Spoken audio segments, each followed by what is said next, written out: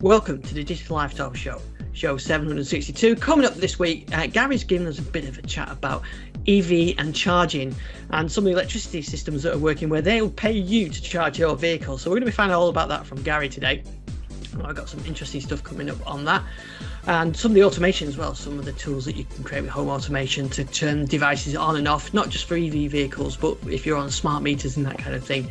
We're going to be talking about new updates for Windows 10 for the May update and for the 20H2 update. We'll be talking about Microsoft Flight Sim, VR, and a bit of Formula 1 as well.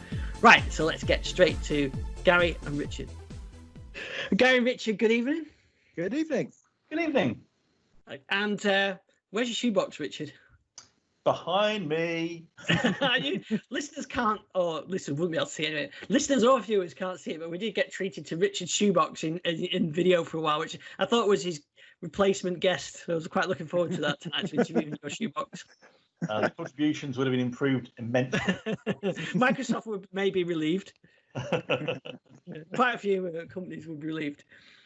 Well, we've got. I thought we were going to do a slightly different show today. We have got some news. There's not a huge amount, but last week we kind of just as we were finishing, we were talking about energy things and charging EVs at home, and we thought, we should talk about this a bit more. So I thought we'd spend some time tonight with that, talking about some of the energy and EV topics from Garry. Plus, Garry has also got a guest interview for us as well coming up later in the show. And we're going to talk about some of the API stuff and some of the charging stuff. And like I said, we have got a bit of news, just talking about some of the patches for the May 2020 update and a 20H2 update as well. But we'll start with the EV topics that we kind of wanted to talk about from last week. So first of all, Garry, how are you getting paid to charge your car? That's the question that came up last week. We want to know how this works. Well, actually, technically, I'm not getting paid. The people I'm staying with are getting paid, but that's so, as some of you may know, I wasn't able to stay in my flat just before lockdown, so I've ended up being with family for basically the whole of lockdown. And where I am, they've got a charger in the garage, and they're also on the Octopus Agile tariff, which is an interesting concept. It's basically a time of use tariff, which is based on things like how much renewable energy is on the grid. Is the grid overloaded? Can more people use the grid to actually reduce the load on the grid? Because that actually costs money. So it's actually, this is one of those really complex things of the way electricity supply works in the UK. You've got so many different types of supply. I mean, obviously, we used to be very much coal-fired. And if you wanted to boost the grid, you turned the coal-fire stuff on and it kept going, and then you turned it off when you didn't want to use it. But you've also had the idea of water-based flows up in Wales to hydroelectric plants to actually, which effectively act like a big battery, because you pump the water up the top of the hill, and then when you want some electricity in the grid, you put it down. So that's one way of actually reducing the load on the grid. And it's actually really expensive if the grid gets overloaded. So they want to keep the grid actually what they call balanced. They want to keep it at a certain level, which used to be relatively easy.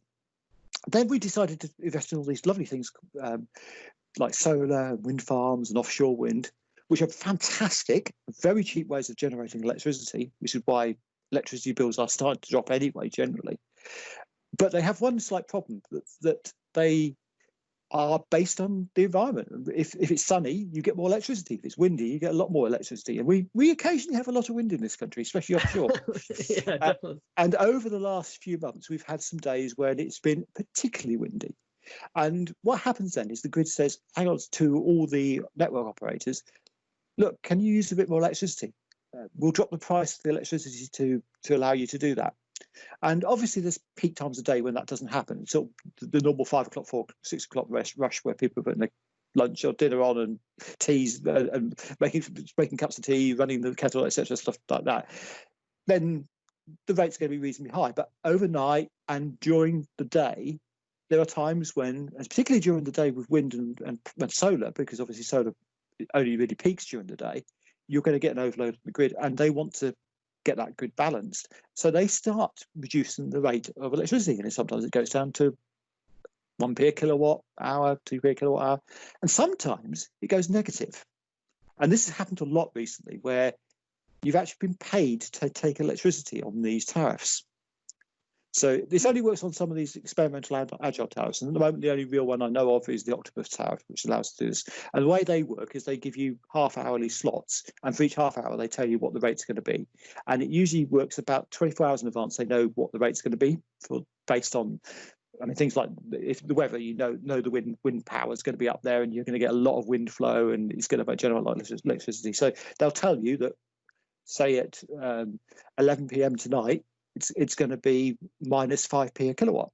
So you rush out and you put your car on charge because you can fill your car up with 90 kilowatts of electricity. You're getting a reasonable chunk of money to just charge your car. And since I've been here, I don't think I've actually paid to charge my car. It's been.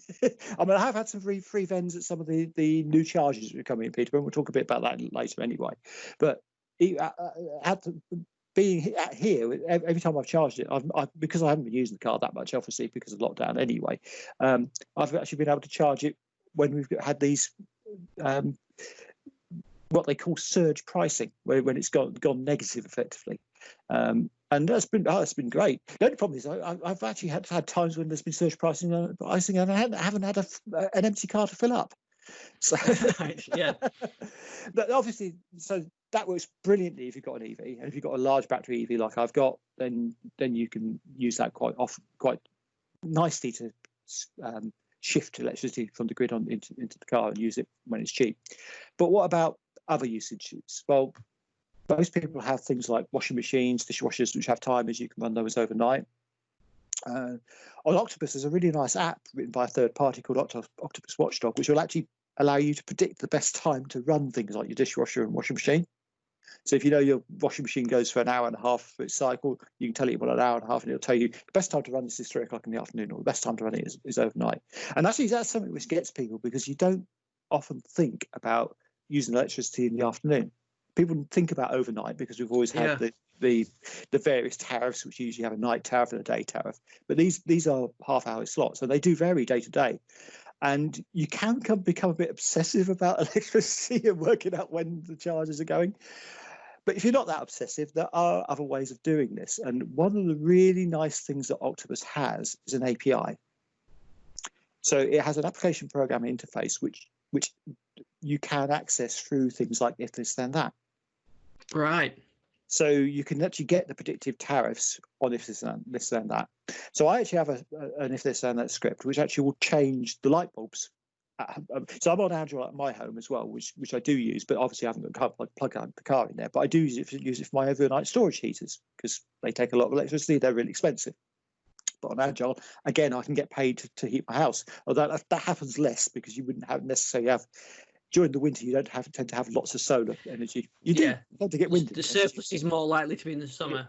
Yeah, you do get wind energy though, so you can predict it. And so, but the problem with the storage heaters, I can't automate those, so I have to do those manually. So I actually have one light bulb which just varies colour based on what the rate is going to be for the next half hour. So I can see if it goes a certain colour. Right. And I've also got another script which runs and tells me to turn the storage heaters on using Alexa announcements to actually turn the storage heaters on now. You're going to get a cheap rate, and it'll be the cheapest time to charge it.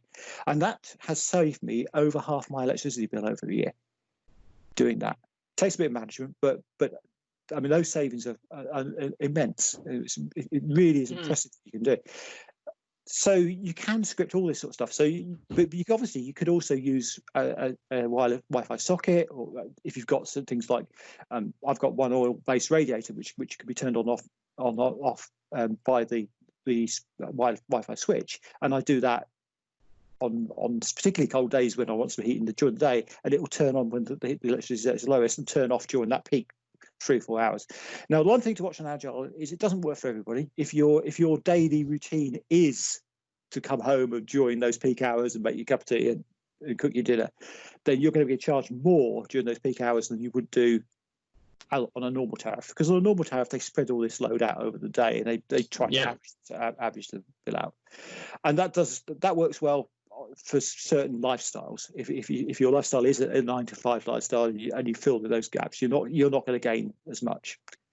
Although there's always ways around this. I mean, you can load shift to some extent. As I say, things like storage heaters, water heating. You can choose to heat your water when it's low if you've got electric water heating, or even an immersion heater. You could use that potentially to warm the water out to save gas bills in terms of heating the water. So you can make use of this stuff, but it is, as I say, it's half-hourly predictive tariffs, and the tariff will vary every day, so you're not sure exactly what you're going to get each day. But if you do manage it, as I said, I've really seen a very impressive decrease in my electricity bill. In fact, as I've been paid to charge, so you can't go wrong with that. Yeah, that's impressive. I mean, you're almost to the point where you think about having some kind of batteries in your house to charge up at the low rates and then deploy it. I think it's more useful for you. I think if batteries were cheaper, that would be a good thing. Obviously, one thing which will come, and it's not quite there yet for CCS. So we've talked about this before on electric cars, but there's various types of connector for charging on a electric car. So there's the Type 2 connector, which is the standard one in Europe, which is used for AC charging. So that's what you'd normally plug in at home at. There's also CCS, which is the combined charge standard, which is the one you go out at the services and charge there or wherever there's one of these rapid chargers. And there's also Chademo, which is the Nissan system, which is used primarily on the Leaf. Now, the one advantage Chademo's got currently is it has a thing called vehicle to grid. So if you happen to be on the vehicle to grid scheme, you can actually do what you've just said. You can use your car, charge it up, and then use vehicle to grid to push it back into your house. Right. And if you happen to be on one of these tariffs, which pays you for putting electricity into the grid, so some solar tariffs allow you to actually send electricity back to the grid and get paid for it, then you can actually even use that. So you could load up on cheap electricity when it's nearly free or less than, or actually paying you surge pricing, and then push that back into the grid later and get paid for it. So it's a bit, but they're quite happy with that because again it's balancing the grid out. They need to balance the grid to keep. It's really expensive if they have to say shut down a coal power plant or stop the wind turbines running to balance the grid. That's really, really pricey. And they can take a while to spin up again, which if they go from surge to massive use, you can end up with brownouts and you can end up with not actually being able to spin this stuff up quickly enough, which is part of the reason we end up with that big blackout in London a few months back. If you remember last year, we had that where the railway trains stopped running because they couldn't get electricity. And that's to do with the balancing going wrong. So there's a lot of concentration on this balancing side of things, both at the national grid level and even more importantly at what's called the low voltage network area, which is basically the distribution in your street to your house. So one of the things which is often talked about is what we have if we ever all buy electric cars, how's the grid going to cope? And actually, the national grid can cope no problem at all. There's surplus capacity in the national grid. We could easily charge almost every household in the country have an electric car. Certainly as many cars as we've got on the roads now, we could charge on the level they would get charged at. Because remember, not everybody charges every night. Most of us do 20 to 30 miles a day. That's the average range of travel. For most people on an average day, it's 20 to 30 miles. And that's only going to take 15, 20 minutes to charge up on most cars to get that sort of level. Maybe slightly longer on smaller chargers, but on a rapid charger, it's only 10, 15 minutes. On an overnight charger, a couple of hours. So you're not going to be charging all the time. So the grid as a whole can cope, but there are local problems potentially. And this is one of the things my interview I've got coming on the latest show will cover. Gill, her company actually deals a lot with this sort of stuff. Is balancing the grid at a local level. If you've suddenly got 20 cars charging in one neighbourhood, that could cause a potential problem. It's copable with. They can cope with this. They can sort out the network to do that, but they have to know about it. And that's at the substation, your local substation level. Yeah. So it's all. There's no problem with this. It's perfectly manageable, but it has to be managed. And you have these things called DNOs, distribution network operators, and they look after this for the local areas and push it in. And then they manage the grid the connection from the grid to your house. They also do things like managing the connection from the grid to chargers. And if you think about some of these charging setups, I mean, we've just had the new Ionity chargers putting in Peterborough. There's 6 of them there. They can run up to 350 kilowatt peak each. So if you imagine all 6 of those running, that's 1,800 kilowatts, or effectively 1.8 megawatts of power being used at once.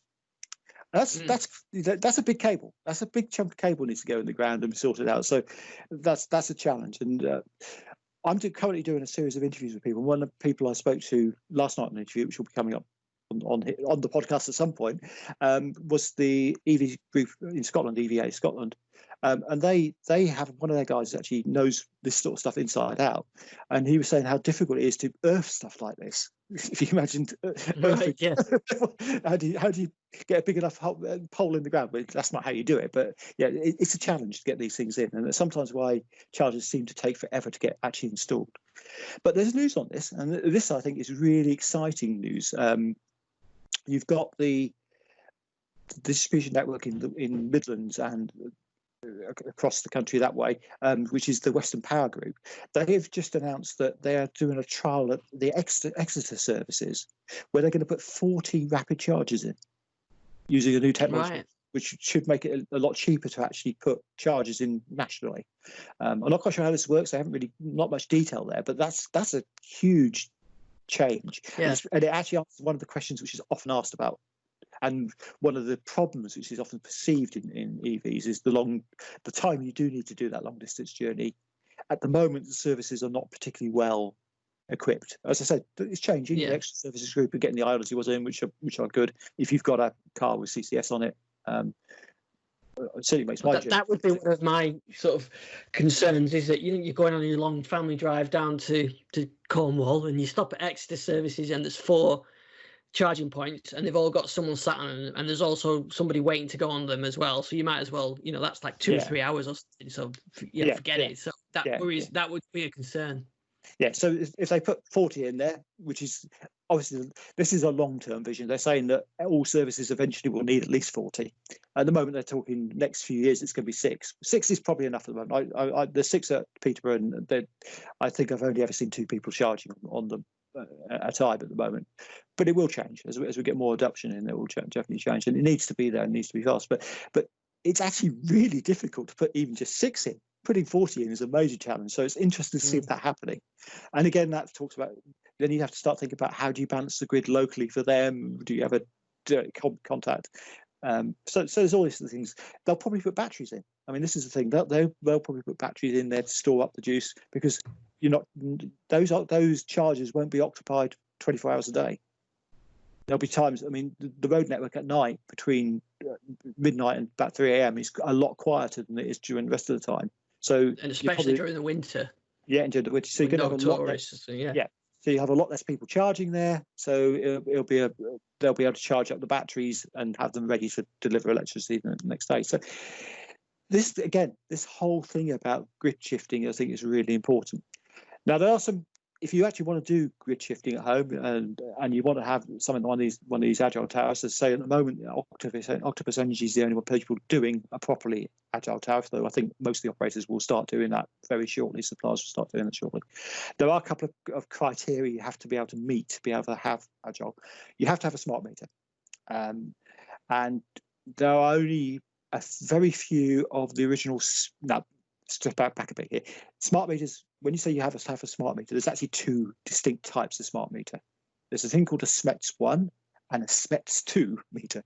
The SMETS 1 meter was what they rushed out to get smart meters out everywhere, and they're very proprietary. They are linked to a single operator usually. They can't be transferred to another operator, so it's difficult for third parties to use them and make them smart. They technically go dumb if you just switch power supplier. But Octopus actually used to use a company called Secure, as in security, Secure SMETS 1 meters, and if you happen to have another supplier's secure meter, you can use a SMETS 1 meter to go for Agile. And this applies to people like Eon who used to use secure meters. And you can always check this. You just look at if you've got a smart meter, and it's one of the original types of smart meters, because they're virtually all SMETS 1 at the moment out there.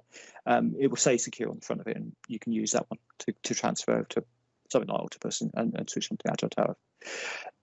If you haven't, if you've got an old dump meter, they'll switch you to one of these brand new SMETS 2 meters, and they'll have that installed. Obviously, installations at the moment are somewhat delayed due to everything which is going on, but they have just started kicking off those again. So hopefully, in the next few months, people will start getting them again. And then they have to get about a week's worth of half-hourly readings before you can switch over to the Agile tariff. Now, this probably means if you switch to Octopus, you're probably going to have 6 months before you can actually get Agile. So you have to work out if that's actually going to be worth it for you, because you may get on a tariff which isn't particularly good for that. Although they do have they have another tariff called Octopus Go, which is brilliant for EV drivers because it gives you a very low rate overnight for a short chunk of time, which is perfect for doing that odd ad hoc charge. So there are gotchas, there are difficulties to do it. Now I have to be totally upfront about this. We'll share a link for this, but this is actually my referral code, because you might as well, if you're going to sign up for Octopus, you might get £50 off, but they will also give me £50. So it's the way they work, and it's how they do most of their business is by referrals. But once you're set up, it's relatively easy to do all the other stuff I've spoken about. Setting up the IFTTT stuff is really easy. Setting up all these third-party apps which allow you to monitor it is really easy, and it just works. And once you get into the mindset of it, you don't have to be quite as obsessive as some people are. You certainly, if you're on Twitter, you'll certainly notice that when the Agile rates are going to go low, because you get so many tweets that say we've got plunge pricing, we can save some money tonight, get your cars on charge. But there's also a very interesting thing going on at the moment. I mentioned the Octopus Watchdog program, which is an app on Android and iOS. Now on iOS, they've just launched a new version of that, which has got a subscription model, which has a predictive pricing model. So it actually will try and guess what the pricing will be for the next week, because as I say, you only get advance notice about 24 hours ahead of where pricing is going to be. But this would tell you perhaps over a week and a half what the pricing was likely to be. So you could actually work on that to say, I won't charge the car tonight. I'll charge it on Wednesday when it's predicted to be low. And that's based on things like the weather forecast and the grid forecast and what's happening out there. So it's quite interesting stuff. It's a fascinating world at the moment.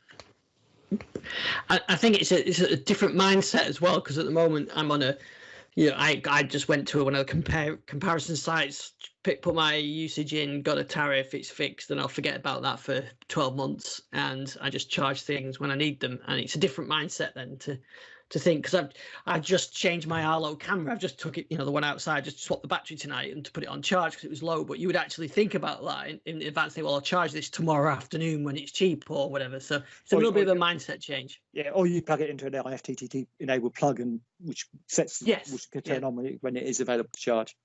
I mean, that's actually very good example of it. Yeah, it is. Yeah, I think having an EV makes you think more about these things, because you obviously want to charge and save money. I think it's a really interesting example of, obviously, if you can charge at home, EVs make a hell of a lot of sense, especially if you're doing that average journey that most people are doing, because you would just charge overnight, and it's going to be, especially with Agile, it's going to be particularly cheap to do it. I know people who've done their normal, so they used to spend around about £200 or £300 a month on petrol, and they're spending £20 to £30 on electricity for the car, doing the same journeys. I mean, you can't always do that, but at the moment, it's certainly feasible to do that. I think over time, the benefits of this will actually lessen, because more people doing it, it's easier for them to balance the grid, so they won't need to incentivize it quite so much. But I think it will still be a way of getting relatively cheap electricity. It's certainly interesting. I mean, it's certainly a different mindset from going and filling your car up. That's the thing I think people don't. I mean, I often hear about, but I want to be able to go to the petrol station and fill my car up in 5 minutes. Electricity with an EV, it's going to take me hours, but you don't actually take hours filling your car up. All you do is you come home and plug it in. which takes Yeah. a few seconds, and then the next morning it's ready to go, and often it's got a full tank. And that mindset of always having a full tank when you set off in the morning is quite weird. Yeah, yeah, I can see it being. Yeah, it's a bit like what you would do with your. I don't know. I've got my earbuds, my Surface earbuds plugged in now, and I just plug them in whenever I'm at my desk. And then I don't need to charge them because I spend enough time away from desk to use them and so on. So it's that. Yeah, I don't let them go empty, then fill it up, and then think, oh, it takes ages. Yeah. So yeah, it's a different way of thinking. And that's actually, if you actually look at most people's what they do with cars stand idle for most of their life. So if you can find a charger where you're standing your car idle, you're set. That's if it be at work or at home, then you don't actually need to visit petrol stations that often. You do need to visit a charger if you're doing a longer journey, because at the moment we haven't got the super long ranges. They are coming. I mean, there are 300-mile range cars now, which is quite good, quite easy. I mean, I can't imagine driving 300 miles now without a stop. I need a break after 2 hours. So so my car is perfect. My car is a 2-hour range car.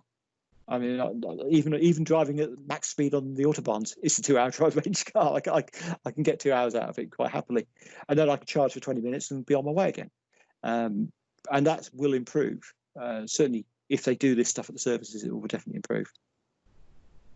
Yeah, it's definitely. I mean, it's an interesting time because I'll probably gonna change my car next year, and what do I do with it then? If I do 60 miles a day, something like that. So it's kind of an average, but then I do the odd sort of 500-600 mile trips, so 500-mile trips. So yeah, it's just balancing it out and looking at the best, what will work best for me. Yeah.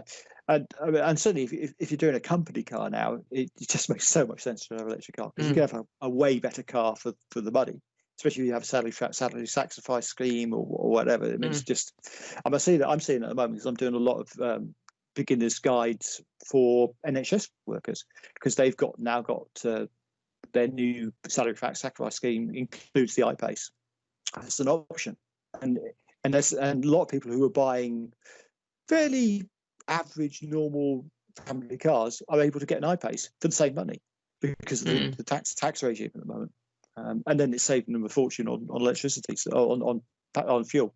So it's an interesting one. And obviously the other thing with EVs is the service costs are way lower. My car only needs servicing once every 2 years. That's such a tiny service they actually have to do. Tires wear out, same as any other car, but brakes don't. I hardly ever use the brakes. It's amazing how little cost you actually have on that. Yeah, it makes a lot of sense. It's certainly an interesting technology, and I think think about different ways you use electricity. It's definitely affects everybody, whether you got an electric car or not. It's just a different way of thinking, but it can save you some money. Yeah, absolutely. As I say, it saved me a lot. I'm very, very happy at the moment. It could save me a fortune when I'm plugging all my devices in to install updates. Yeah, send you the updates on load data. Well, actually, I mean, there are people doing things like Bitcoin mining or equivalent to Bitcoin mining on the low rates, because again, that's the most expensive part about doing that sort of stuff. So yeah, well, I think it's really interesting area, and because it's all new as well. There's a lot to learn, and I think that's why it's really interesting you talking about it on here, and I know you talk about it on your YouTube channel quite a bit as well. So that's really good. And as you mentioned, later on the show we have got more info on this, where you've got an interview about the low voltage grid as well coming up. Yeah, that's really interesting. Jill knows the stuff. Yeah, that's fascinating. I'm really glad we put some time aside to talk about that. So Richard, you don't own a car, do you? You rent, don't you, when you need one? No, I own two cars. How dare you own two cars? Oh, yeah, I remember you. I remember you saying you hired. Oh, you got your Golf, haven't you? That's right. Yeah, I mean, actually, the Golf is an interesting vehicle. But yes, I mean, I did go through a period where I had no car and I did rent for one. That worked pretty well, apart from the fact that, of course, you had to always return the car back to the same place it came from, which became a real pain, actually.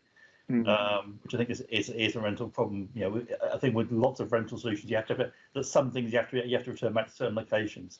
But yes, the my old Golf. There's quite an industry now in converting some of these older cars to run electric. You basically take the guts out of a Tesla or what have you, and you can create some.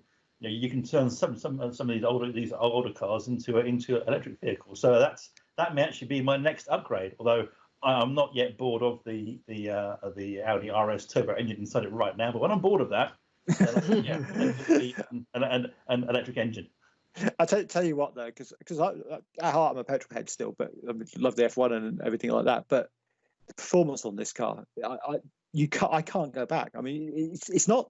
I mean, yes, I love the green side of it and everything like that, but it's just that I call it a bumper car, because when you press the accelerator, it goes like a bumper car goes. It's just like, let's get going. And it was interesting. I was chatting to another iPace owner the other day, and he said it's the closest thing he's ever had to a motorbike in a car.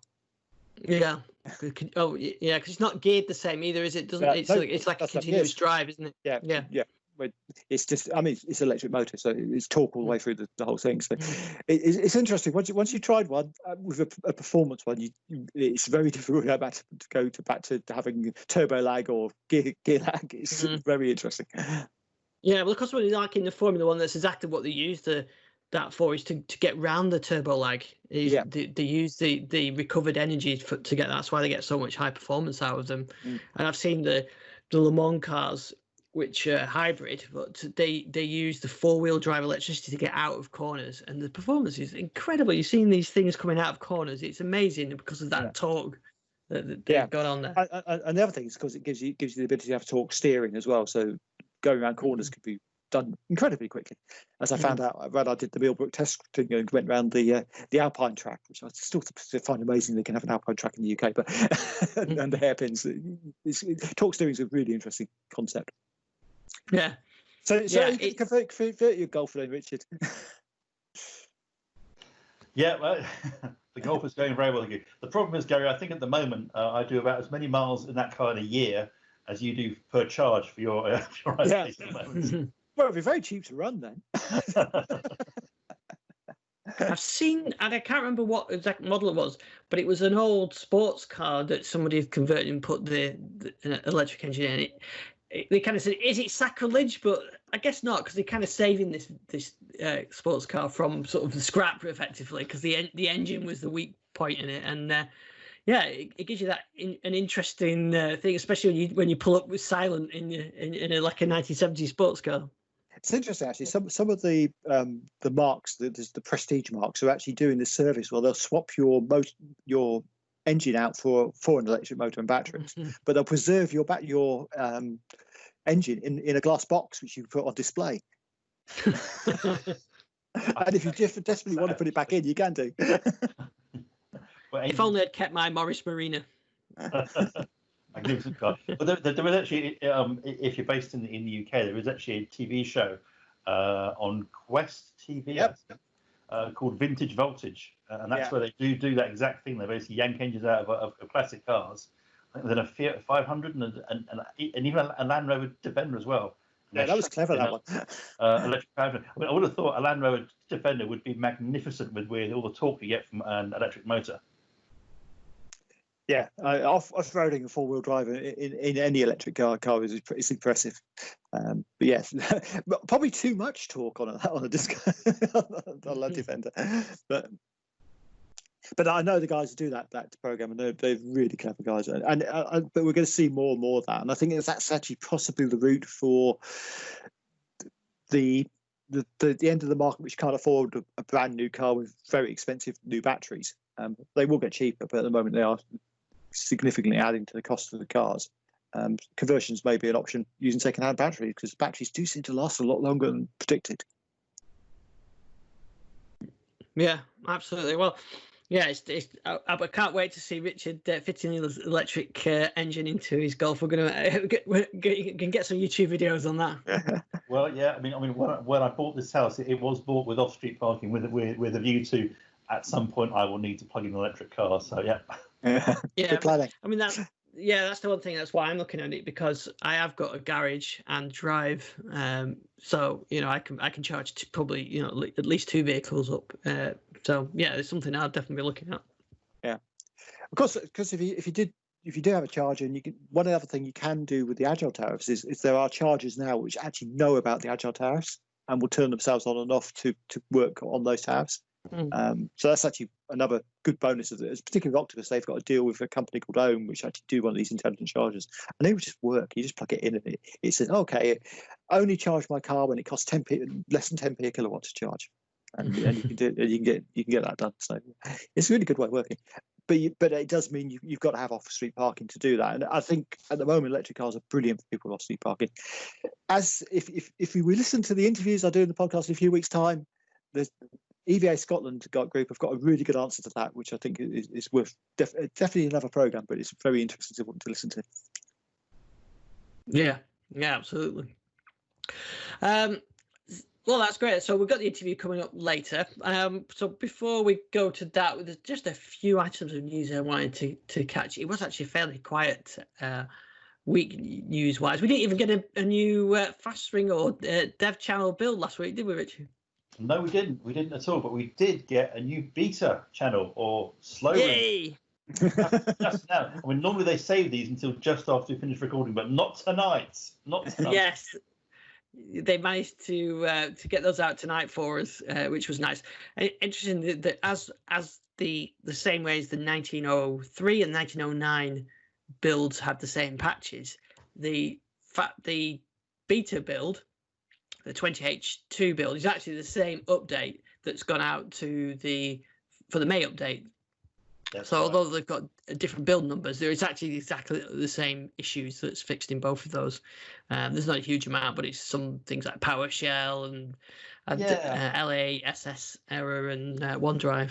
I mean, I'd say I'd say there's two ones that jumped out at me. And yes, as you say, there's nothing particularly exciting or earth-shattering apart from the usual patches. But there were two things that did jump out, which was obviously it looks like they may have finally got to the bottom of the printing problem stuff that we saw introduced back in June. There's fixes around that, but also, I mean, the OneDrive fix, which I think has caused a lot of problems for a lot of people, where you can kind of start OneDrive doesn't seem to connect properly anymore. File syncing doesn't seem to work anymore. Just issues around using OneDrive full stop, and that appeared to be down to a legacy file system file filters, I think. But either way, those issues they say have been resolved in this patch. So I think that alone makes it quite worthwhile if you've been hit by those OneDrive problems. Yeah, and I know a couple of people who have been hit by that. And so in fact, some of my Exchange files we quite regularly wasn't able to send me stuff. So I know they talked about it preventing downloading. It seemed to also prevent syncing as well, sync uploading as well. Yeah, and I mean the workaround, astonishingly, was you just used a OneDrive web app. What? Yeah. What? Yeah, It was pretty bad, that one. If you were affected, but not that many people were hit by it, to be fair. No. But again, it was an irritating one. Although, isn't there a OneDrive function being dropped fairly soon as well on Windows? Yes, that's the remote file fetch. Yeah. Did you ever use that? No, I never got it to work properly either. Well, I did try it. I think we tried it back in Windows. I think it was in Windows 8. It was first made available. There's a way of accessing files that were kind of elsewhere on the machine or on network shared, and of course. But anyway, good news, Ian. It's going away. Yeah, obviously they must have the telemetry to see that not many people were using that, and I suppose it's okay in an emergency. But for me, I never had a scenario where the other machine was left on that I could bother for that to work. It's normally just the other machine's asleep and you want whatever's in the OneDrive folder. So yeah, syncing it with OneDrive makes sense on that. I wonder if any of these patches or any of these fixes that are in this update are going to make the May update available on more devices rather than, because I think there's still issues with some Surface devices not being offered this update. Yeah, it didn't look like it. I looked at the health dashboard just before we began recording. I don't think so. I think there are still issues in there, and as you say, a number of Surface users have reported, and I'm being told by quite a lot of users, not just of Surface devices, that they're still not being offered the update, and they can't work out why. So it appears there are still blocks in place stopping devices installing it, which is unfortunate, seeing as we are now, 2 months on almost. So 2 months on from an update that's been done since December. Yeah, I wasn't going to say that, but you had to put it out there. Yeah, and I'm people just say I'm really surprised. about things. It is very disappointing, I think. I mean, I know we've said this before, but particularly the Surface device is still being blocked. And because you think, guys, these are machines which you have in house, surely you can test against them, but clearly not. Yeah, you think that they would be there, but this update at least it fixes the OneDrive stuff. But like I said, it's available for both if you're on the May update and if you're on 20H2. Yeah, and to be clear, I've not experienced a OneDrive problem personally, and all my devices have updated perfectly as well. So yeah, I've not had any issues with it, and I think I've only had a couple of devices that have gone through the automatic process. The rest I've put them through the insider program, but yeah, no issues applying those updates. I wonder if we hopefully we should get a fast ring build this week as well, since we missed out one last week. I think they kind of did put one out, didn't they? And then pull it, sort of yank it almost straight away. I think that was a server build, which is a higher build number than we have on the dev channel, but I think that was released accidentally. So I think there must be some kind of blocking bug that prevented the update going out last week. Yeah. So hopefully we'll get a build this week as well. I've been playing with that new start menu. I have to admit, on my Surface Go, we talked about performance. I haven't used it all week now. I actually haven't really noticed any lag in performance. So I think that new style Surface menu looks really nice and hasn't really caused me any issues. So it's working quite well for me, though. Yeah, I mean, it works well for me too. But I am definitely seeing lag. I've got a pair of XPS 13 machines here. One's a little bit newer than the other one. I'm definitely seeing some lag. I would agree it does look nicer for sure. Although that said, I've just clicked. I've got 3 screens running here. I've just clicked the start menu on one, or the start button on one machine, and the start menu's popped up on a different screen for some reason. So, but it's a preview. Still work to do. Yeah. What else did we have? Oh, not really a big story, but there were some rumours that the Duo was to launch maybe July, August time, and now it seems to be that maybe not the case, and it's good, but it's still the summer. So we've seen.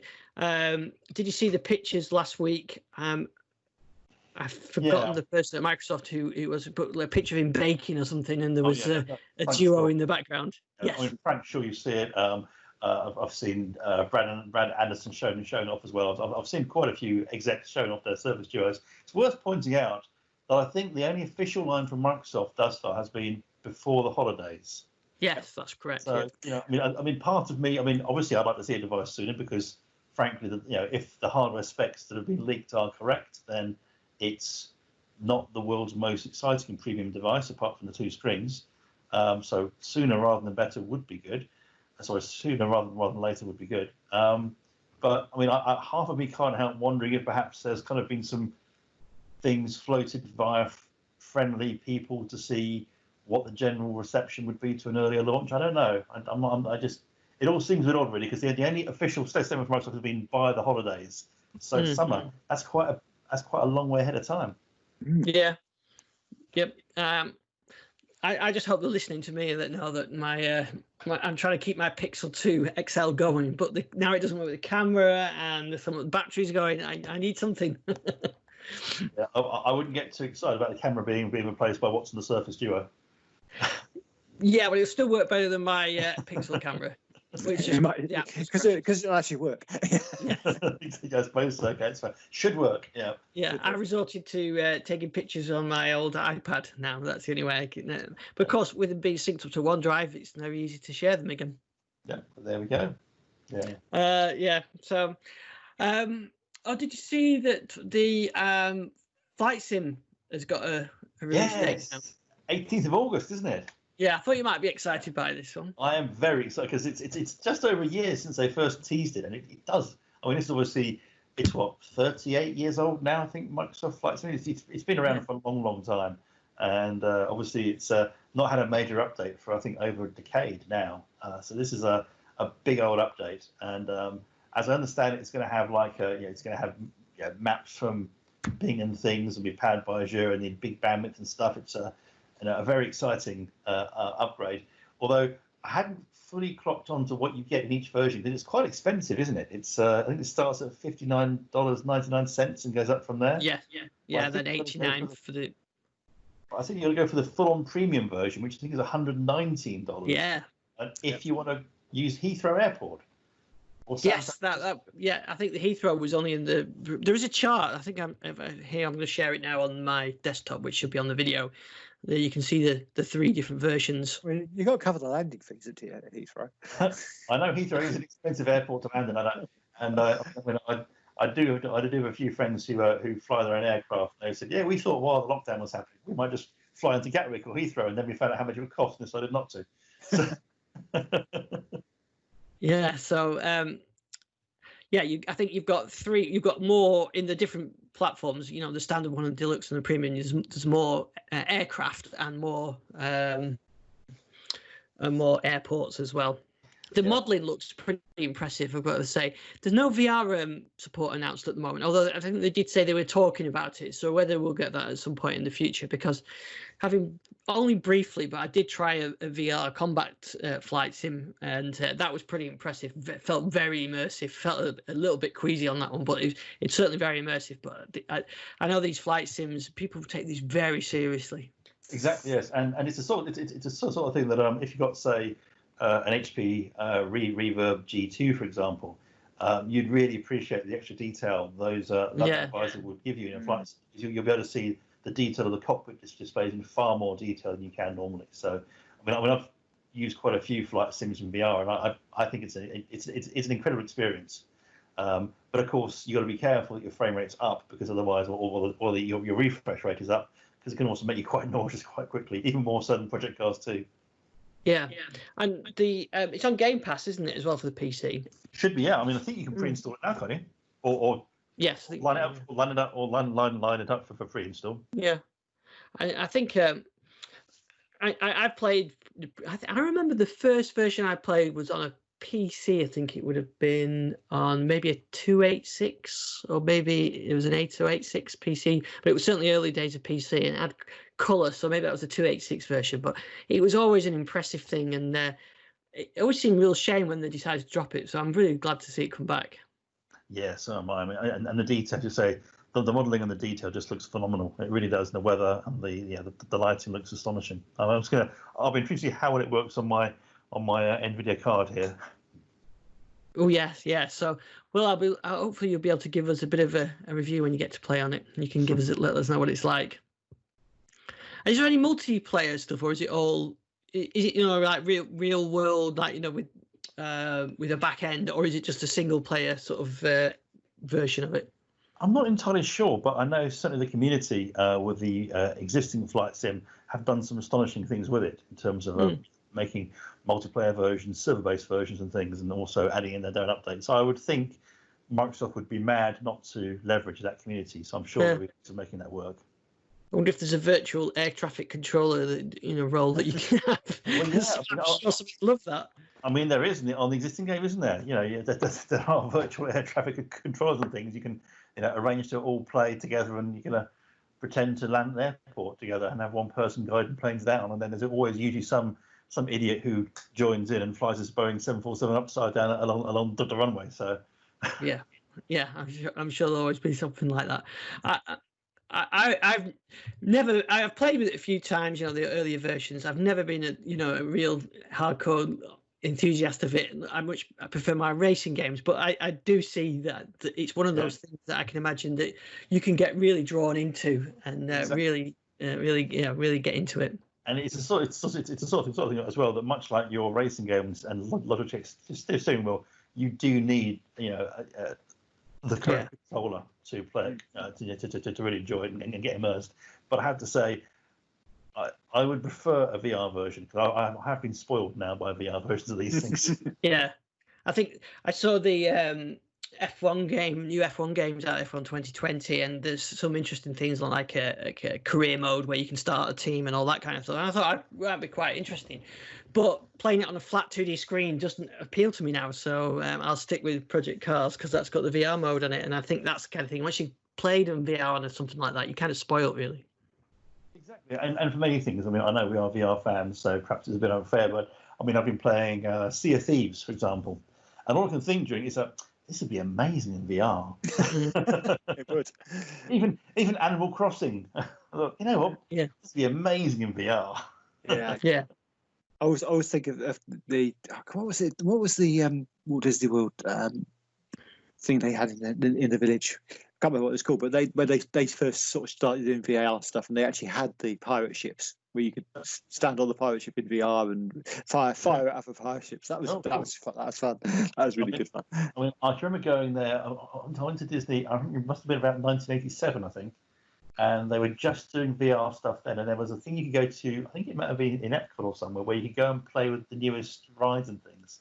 And they had an Aladdin thing there, where they were doing the Aladdin magic carpet through things, and you put your VR headset on and go through the city and through the various scenes. And it was I thought, this is the future. Looking back, it was rubbish. Yeah. Yeah, and it shows you how far we've come on. Really, we kind of forget sometimes. But I've just got a little laptop here and the headset and the wheel, and I've got this immersive virtual driving system. It's fantastic, really, and it's not a relatively cheap setup. So have you floated the idea past Mrs. Dixon of getting a seat that tilts and things as you drive?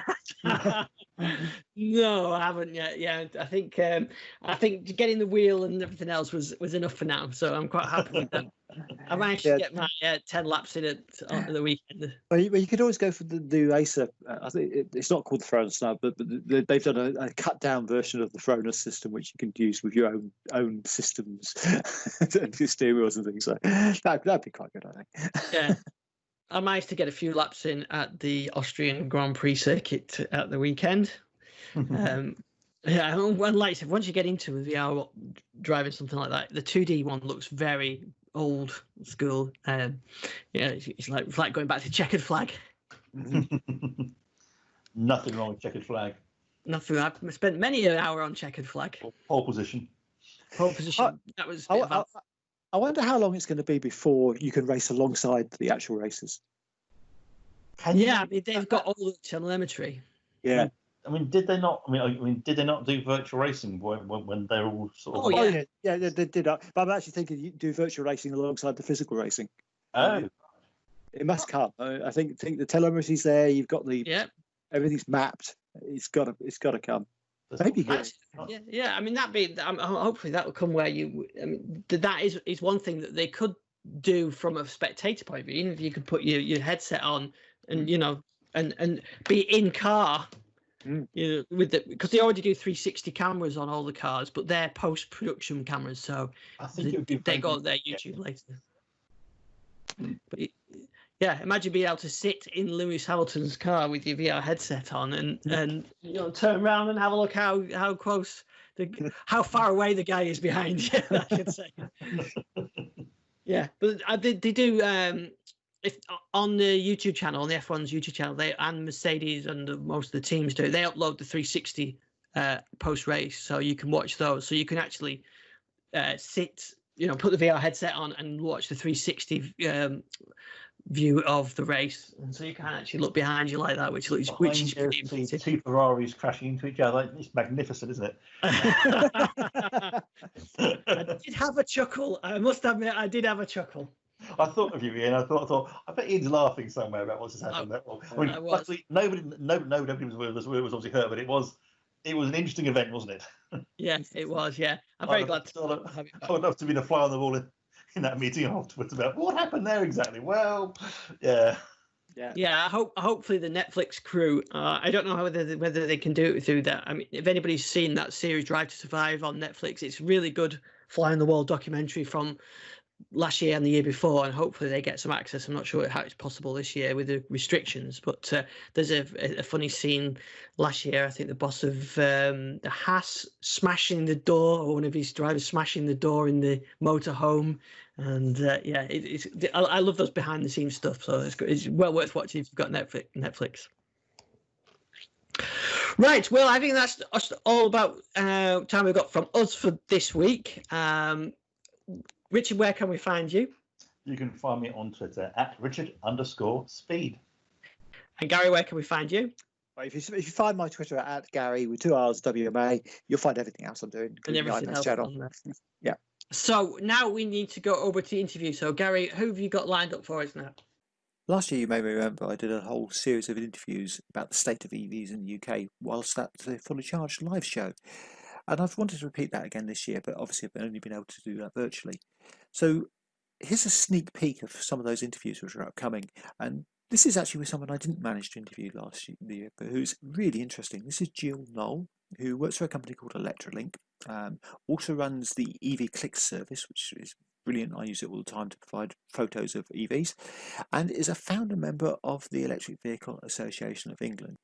But in this sneak preview, I wanted to talk to her about her day job, because she's got a very interesting day job. She works for a company which looks after the data which comes from the low voltage part of the grid. This is the bit which goes to your home, the 240 volt bit. And really interesting stuff. So, hello, Gill.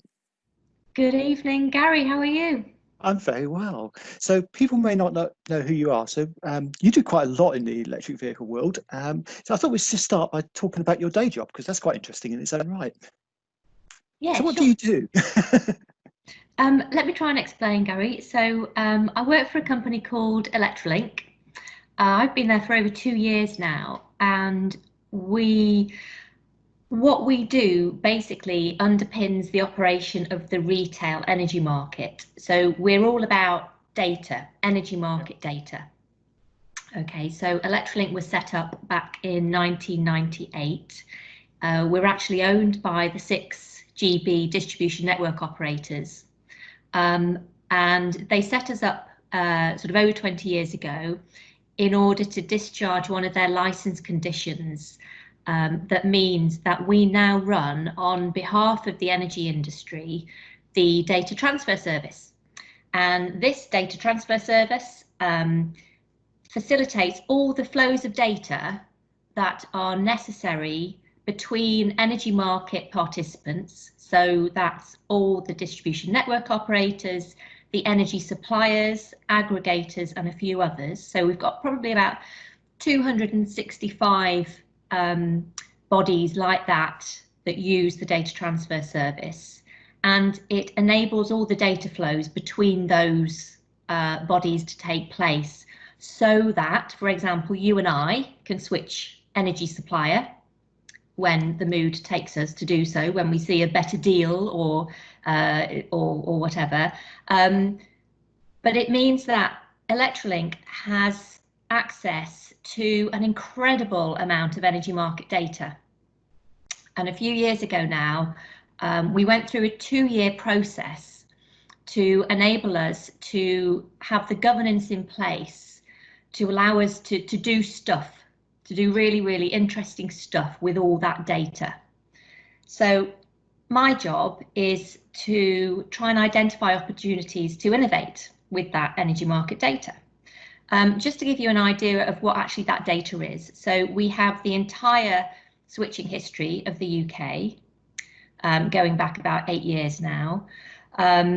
We have about 96% view of all embedded generation on the energy network by type. We also see where all the smart meters and not so smart meters are being rolled out. So, you know, very often when you hear in the news about the SMETS2, the smart meter rollout, sometimes that information, that data comes directly from Electrolink. Right.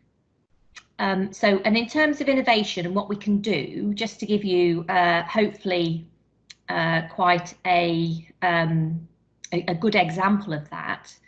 So last year, on behalf of Western Power Distribution, which is one of the network operators in GB, we undertook a project, an innovation project with them, to see whether, by looking at the changes in domestic energy consumption, we could spot previously unidentified instances of electric cars charging on a particular part of the local electricity network, and also solar panels. So where people have installed solar panels.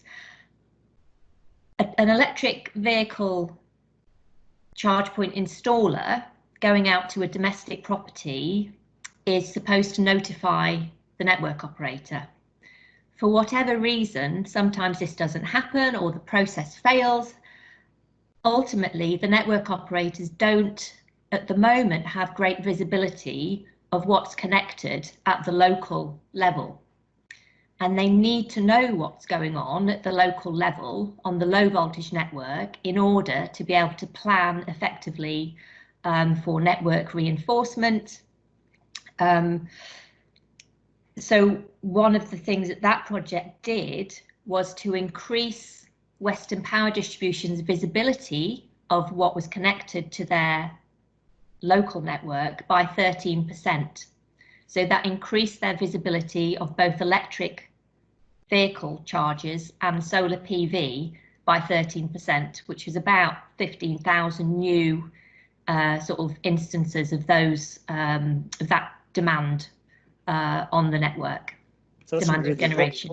Yeah, really important for managing that, isn't it? To Yeah. actually know that information. So when you're talking about the low power network, that's sort of like what we class as being what's coming into the houses rather than what's going on the power lines, etc. Yeah, that's exactly it. You hear a lot in the news, as we absolutely should do, about the national grid.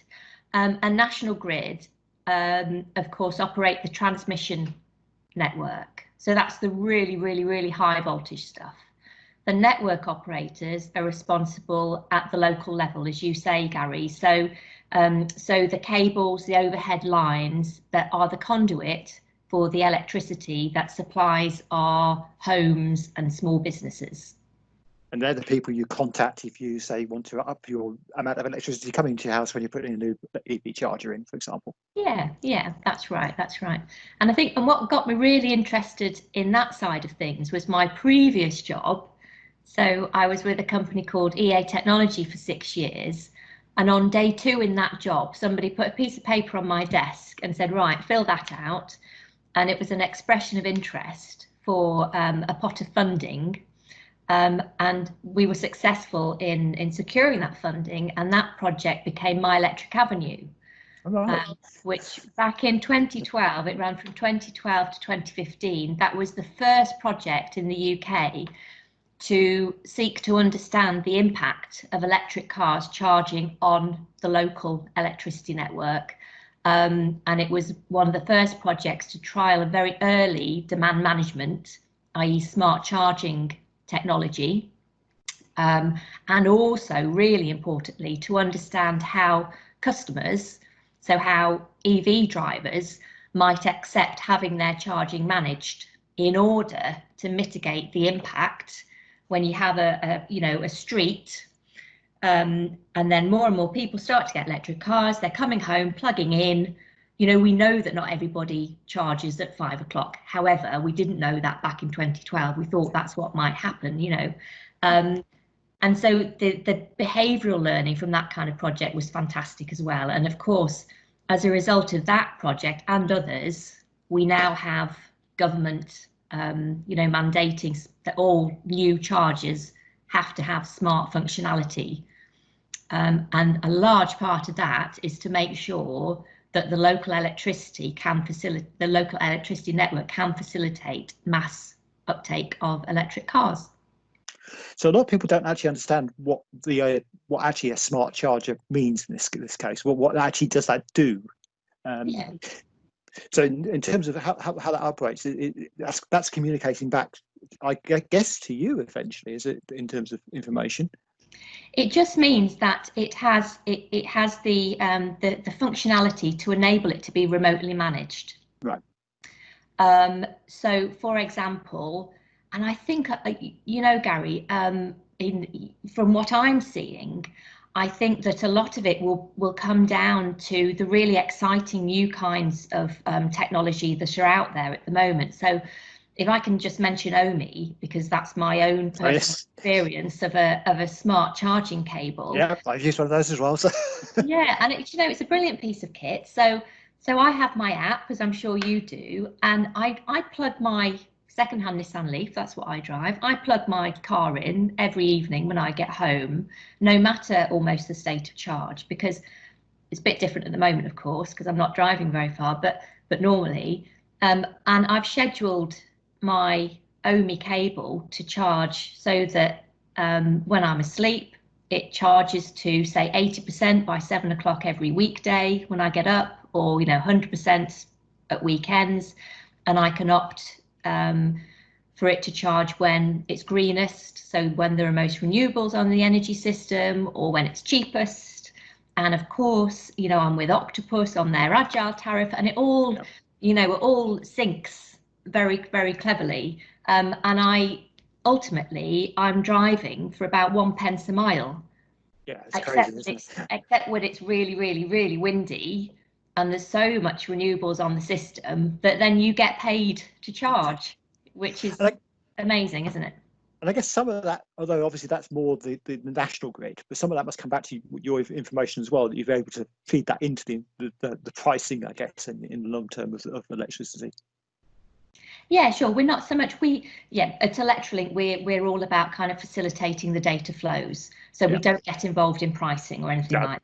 But your data, but obviously data makes is the information they need to make that for those pricing decisions. Quite, yes. Yeah. So, and I love the fact we've now got these agile tariffs, and obviously Octopus is the first real trial of that. But you can certainly see that's the way the industry's going, and has to go if we're going to balance the grid with all the stuff we're putting on it at the moment. It must have been really interesting over the last few months, and with what's happened, obviously with the lockdown and everything, to see all your figures changing, I guess. Yeah, that's right, exactly. And on our website, actually, electrolink.co.uk, because there's a lot of information on there, we've seen a definite downturn, obviously, in energy use, and we've tracked all that data. I believe we've seen a downturn in switching, but that's probably coming back up again. But again, on the website, there's an awful lot of commentary, and data around that. So it's all really interesting stuff. And I spotted in the newspaper, online today, that the smart meter rollout will be back up and running again soon. So, that's another one to keep an eye on. Excellent stuff. Thanks, Jill. I really enjoyed that interview, and there's way more of Jill's interview to come. She talks about EV Clicks and the EV Association of England, and it's really interesting stuff. So listen out for that in a few weeks' time, along with other interviews with other luminaries from the world of EVs. I speak to James of the James and Kate YouTube channel. I also speak to Engini, the EV Association of Scotland, which was a very, very interesting interview. Hopefully BP Chargemaster, and quite a lot out of other interesting stuff as well. Haven't actually finalised all the interviews yet, but they'll be coming up in a few weeks' time. So keep an ear out for that. Thanks to Garry and Richard. We're having a week off next week, so we're back the week after. You can find me on Twitter @IsDixon. You can watch this on the YouTube channel. You can catch us on thedigitallifestyle.com. Thanks for watching. Thanks for listening.